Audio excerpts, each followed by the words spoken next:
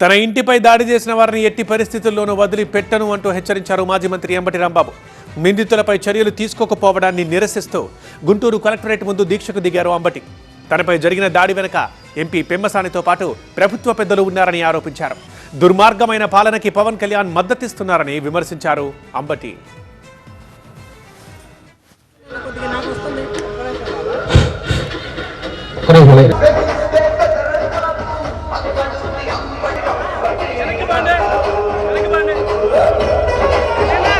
నేను ఇక్కడ నుంచి హెచ్చరిస్తున్నా, పోలీసు అధికారులకు హెచ్చరిస్తున్నా, చంద్రబాబుని హెచ్చరిస్తున్నా, లోకేష్ ని హెచ్చరిస్తున్నా, పెమ్మసాని చంద్రశేఖర్ ని కూడా హెచ్చరిస్తున్నా.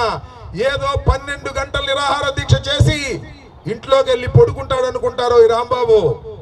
ప్రాణం పోయినా వదిలిపెట్టను.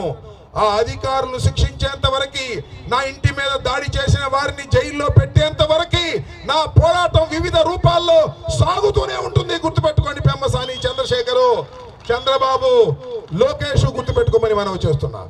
రోజులు ఎప్పుడు ఇలాగే ఉంటాయని అనుకోకండి. ఇప్పటికైనా జ్ఞానం తెచ్చుకొని అధికారులు ఇద్దరిని సస్పెండ్ చేయండి. సరే, పవన్ కళ్యాణ్ గారు ఎందుకు ఖండించరో ఏమిటో మనకు తెలియదు. ఒక దుర్మార్గమైన పాలనకి ఆయన మద్దతు ఇస్తున్నాడు, ఇచ్చుకోండి, మనకేం అభ్యంతరం లేదు. నేను మనవి చేస్తున్నా, మిగతా రాజకీయ పక్షాలన్నీ కూడా గుంటూరు నడిబొడ్డులో ఇలాంటి జరిగిన సంఘటన జరిగితే దాని మీద యాక్షన్ తీసుకోకపోవటం అనే దాన్ని మీరు కూడా ఖండించాలి.